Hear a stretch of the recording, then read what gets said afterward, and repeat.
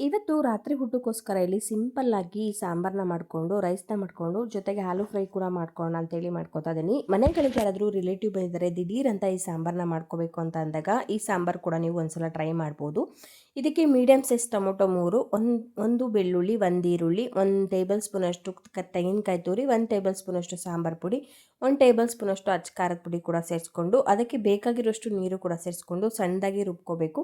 ನಂತರ ಒಂದು ಕಡಾಯಿನ ಇಟ್ಕೊಂಡು ಕಡಾಯಿ ಬಿಸಿ ಆದಮೇಲೆ 2 ಟೇಬಲ್ ಸ್ಪೂನಷ್ಟು ಆಯಿಲು ಕೂಡ ಸೇರಿಸ್ಕೊಂಡು ಇದಕ್ಕೆ ಜೀರಿಗೆ, ಸಾಸಿವೆ, ಒಣಮೆಣಸಿನ್ಕಾಯಿ, ಬೆಳ್ಳುಳ್ಳಿ, ಕರಿಬೇವು ಸೊಪ್ಪು ಇಷ್ಟನ್ನು ಕೂಡ ಸೇರಿಸ್ಕೊಂಡು ಇದರಲ್ಲಿರುವಂಥ ಹಸಿ ಸ್ಮೆಲ್ ಎಲ್ಲ ಹೋಗೋವರೆಗೂ ಚೆನ್ನಾಗಿ ಫ್ರೈ ಮಾಡ್ಕೋಬೇಕು. ನಂತರ ನಾವು ರುಬ್ಬಿಟ್ಕೊಂಡಿರುವಂಥ ಈ ಮಸಾಲೆ ಕೂಡ ಸೇರಿಸ್ಕೊಂಡು ಅದಕ್ಕೆ ಬೇಕಾಗಿರುವಷ್ಟು ನೀರು ಕೂಡ ಸೇರಿಸ್ಕೊಂಡು ಚೆನ್ನಾಗಿ ಮಿಕ್ಸ್ ಮಾಡ್ಕೊಬೇಕು. ಕೊನೆಯಲ್ಲಿ ಇದಕ್ಕೆ ರುಚಿಗೆ ತಕ್ಕಷ್ಟು ಉಪ್ಪು ಕೂಡ ಸೇರಿಸ್ಕೊಂಡು ಕೊನೆಯಲ್ಲಿ ಇದಕ್ಕೆ ಕೊತ್ತಂಬರಿ ಸೊಪ್ಪು ಕೂಡ ಸೇರಿಸ್ಕೊಂಡು ಒಂದು ಕುದಿ ಕುದಿಸ್ಕೊಂಡ್ಬಿಟ್ರೆ ಈ ಸಾಂಬಾರು ರೆಡಿನೇ ಆಗೋಗ್ಬಿಡುತ್ತೆ. ತುಂಬ ಸಿಂಪಲ್ಲಾಗಿ ಕೂಡ ಇರುತ್ತೆ. ಈ ಕಡೆ ಆಲೂ ಫ್ರೈ ಕೂಡ ಮಾಡ್ಕೊಂಡಿದ್ದೆ. Thank you.